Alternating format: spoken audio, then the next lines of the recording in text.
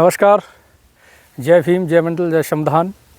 मैं अनिरुद्ध सिंह विद्रोही, राष्ट्रीय अध्यक्ष मंडल आर्मी, प्रत्याशी 110 विधानसभा क्षेत्र करहल। साथियों, आपको पता है कि उपचुनाव होने हैं उत्तर प्रदेश की 10 सीटों पर, और उन्हीं में से एक सीट है करहल विधानसभा की, डिस्ट्रिक्ट मैनपुरी में जो आती है।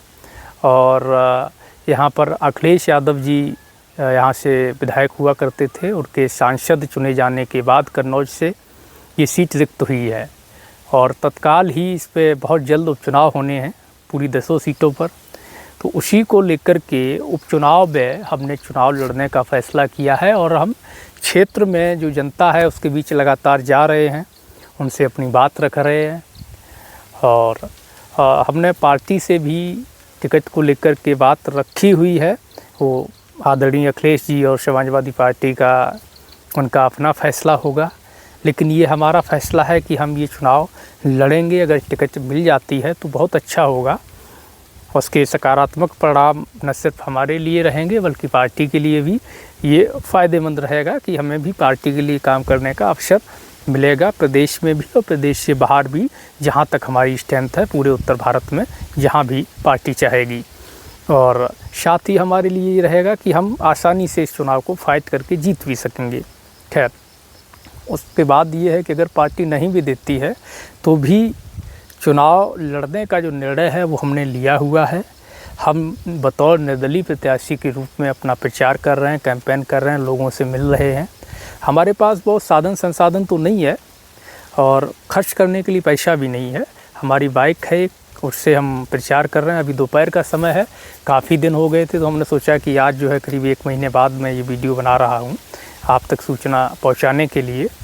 तो इस करहल क्षेत्र को लेकर के जो हमने अपना विज़न बनाया है, इसके विकास को लेकर के जो हम घूमे हुए हैं पूरे क्षेत्र में, क्षेत्र को घूमने के बाद हमने देखा है कि तमाम काम यहाँ पर होना है। किसानों की तमाम तरह की समस्याएं हैं, उन समस्याओं पर किस तरह काम हो सकता है, तो इसको लेकर भी हमने अपना पूरा विज़न बनाया है। हमने निश्चय किया है कि अगर हम चुनाव जीतते हैं तो सोशल एक्शन कमेटी का गठन करेंगे, और कमेटी से राय मशवरा के आधार पर हर क्षेत्र के अंदर, हर गांव के अंदर, हर पंचायत के अंदर, पूरी विधानसभा में जहां जो प्राथमिकता का कार्य है उसको कराया जाएगा। साथ ही एजुकेशन को और बेहतर बनाने के लिए उसमें हम जो कर सकते हैं अपने स्तर से उस काम को करेंगे।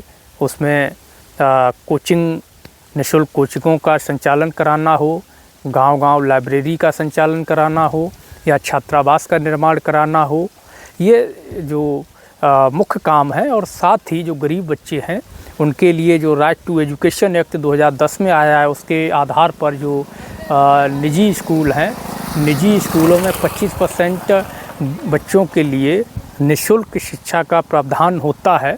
तो हम उस पर भी पूरी ताकत के साथ, पूरी मेहनत के साथ काम करेंगे, और इस तरह के बच्चों को चिन्हित करके सरकारी स्कूलों में राइट टू एजुकेशन एक्ट के तहत उनका दाखिला कराएंगे, ताकि जो गरीब बच्चे, अनाथ बच्चे हैं, उनको उनका अधिकार मिले, और शिक्षा का अधिकार जो हर बच्चे का अधिकार है वो उनको हासिल हो, ताकि वो आगे जीवन में कुछ अच्छा कर सकें, राष्ट्र निर्माण में, देश के निर्माण में, क्षेत्र के निर्माण में और समाज के निर्माण में एक अच्छा योगदान वो दे सकें। इस दिशा में भी हम काम करेंगे। और तमाम जो काम हैं, जो आमतौर पे कार्य होते हैं विकास के, वो भी कार्य किए जाएंगे। इससे हटकर भी जो काम होने चाहिए समाज के उत्थान के लिए, उस पर भी हमने तमाम योजनाएं बनाई हैं, जो हमने क्षेत्र के बीच हम लेके जा रहे हैं, जिस पे हम काम करेंगे। साथियों, बड़ा स्पष्ट है कि मैं एक सामान्य गरीब किसान परिवार से हूँ, और समाज के लिए लगातार संघर्ष हमने किया है। आप में से तमाम लोग जानते भी होंगे और तमाम लोग नहीं भी जानते होंगे। तो इस पूरे चुनाव में हम एक नॉर्मल किसान के बेटे हैं, तो किसान के बेटे की तरह ही लड़ रहे हैं। हमारे पास कोई गाड़ियों का काफ़िला नहीं है, क्योंकि पैसे के बल पर तो हम किसी का मुकाबला नहीं कर सकते, उतना धन हमारे पास नहीं है। चुनाव लड़ने के लिए भी हमारे पास बहुत सीमित व्यवस्थाएं हैं।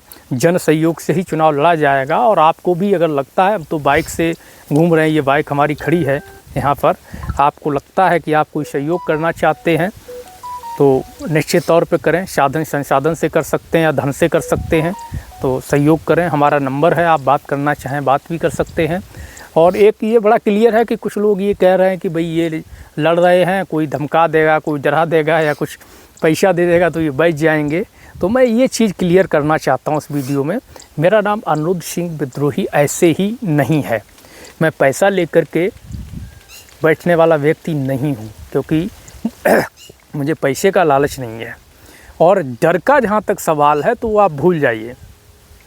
डर होता क्या है ये हमने आज तक सीखा नहीं है। तो डराने धमकाने वाला जो किस्सा है वो अपने साथ तो चलेगा नहीं। पैसे का लालच है नहीं तो पैसे का किस्सा भी अपने साथ काम करने वाला नहीं है। ये लड़ाई हमारी किसी से दुश्मनी नहीं है, किसी से हमारा विरोध नहीं है, अधिकार की लड़ाई है।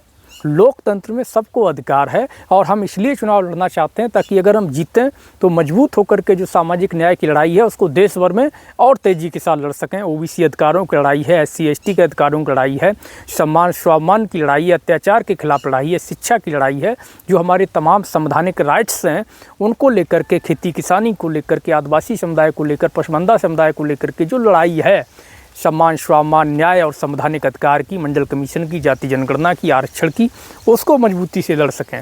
क्योंकि जब तक हमारे पास बैकअप नहीं होगा, संसाधन नहीं होगा, हम कैसे लड़ेंगे। हमने 18 महीने की यात्रा की, आप सबने देखा किस तरह से हम उसको कर पाए, ये बात हम जानते हैं। तो इसलिए हमने ये निर्णय लिया है।